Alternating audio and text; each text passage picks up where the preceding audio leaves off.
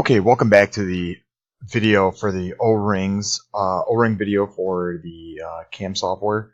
We're gonna go. We just got done modeling. This is our second video now. We're gonna flip over to the CAM operations. We're gonna go over to CAM, and we're gonna start our CAM operations. In order to do that, the first thing I always go to do first is our tool library. So uncheck everything. Come on down to local and right click import tool library and import your tools from the Xdrive, Sim, Fusion Tools, and Wallet Fusion Tools. And go ahead and import those tools in.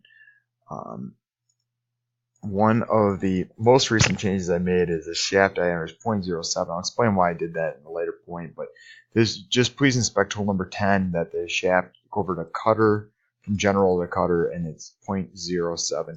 That's pretty critical. That will be a critical measurement for functionality of this feature for this project. So exit out once you do if everything looks good.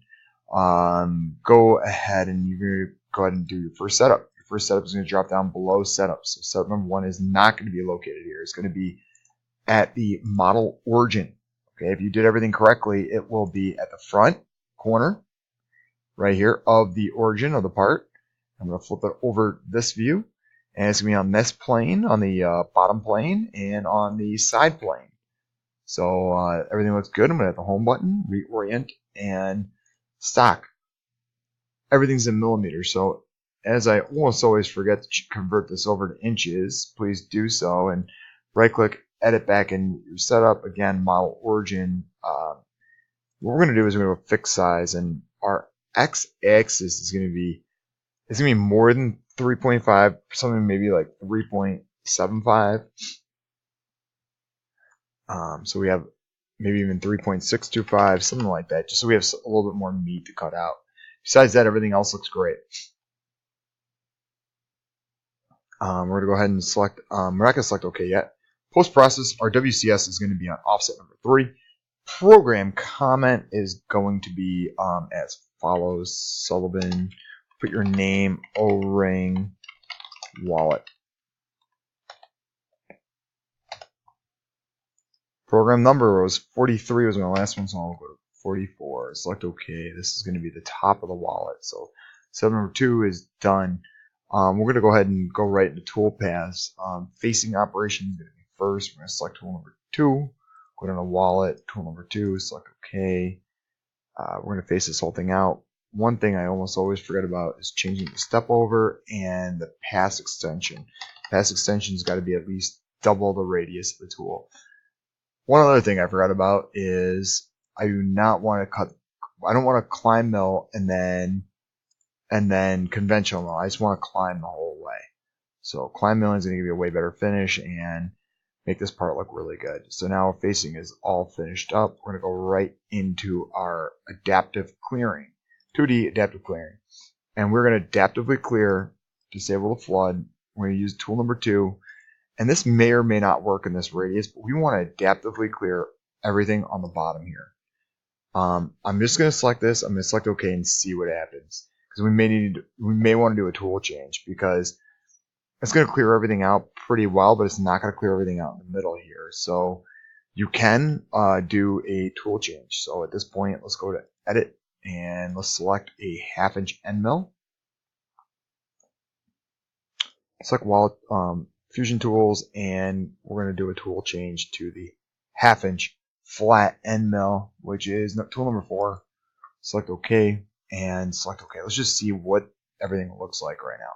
Great, this is awesome. Everything it looks like is clearing up really well for this. Only complication is we're not going down quite far enough. So let's go edit this toolpath passes. Stock to leave. We're going to do 0.01 on both of these. Multiple depths we're not going to do because we're only just cutting 1/8 of an inch down. But we do want to go down deeper. So how do we do that? Well, we come over here to passes, and bottom height is going to be the model bottom.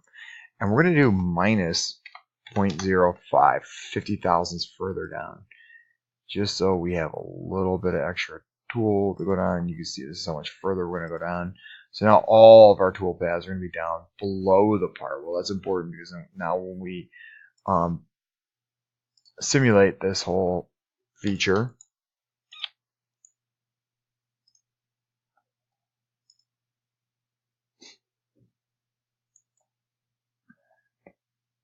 Now when we simulate, and it's important that you simulate your parts, you can see that we're going well below the actual material. So if I turn off stock, you can see right now that we're definitely are transparent, that we're well below the material. So we're gonna have a little radius here. If you don't go below it, you are gonna have problems later on. So flip it back upright, and that looks pretty awesome. So facing, adaptive clearing.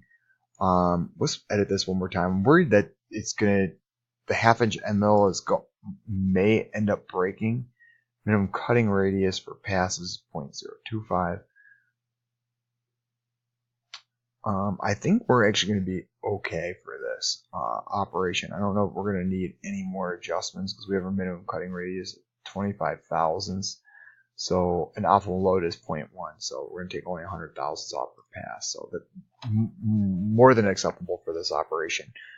This is deemed very safe, and we'll be ready to rock and roll. So you got your first 2 operations done. The last one we're going to end up doing here today is going to be a contour operation. Contour operations are extremely easy to do. We're going to select a smaller end mill. I do like to do a tool change for this. We don't need to. We could stick with that number 4 end mill, because it looks like it's cleaning up pretty well. And if we go to geometry, we're going to select the bottom here. Heights, we're going to select bottom height of model bottom minus 0.05. We're going to do passes. There's going to be no passes, and we're going to leave no. I want to make sure that stock lever is off and multiple depths are off. Now I'm going to go ahead and select OK.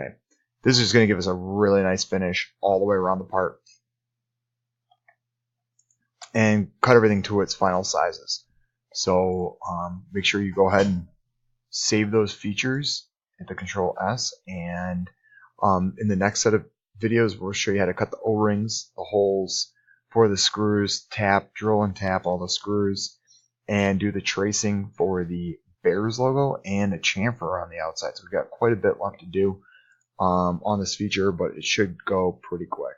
Thank you for enjoying the video.